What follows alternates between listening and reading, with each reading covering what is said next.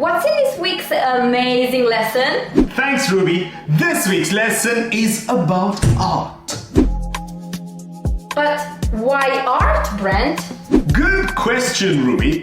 You see, art allows you to express yourself, and so too does English. So we thought it would be an excellent lesson for you to learn about with new vocabulary, new expressions. Our grammar this week is about verbs and their pronunciation in the past tense. We have a lot more waiting for you in the platform. Ruby, tell them what they can find.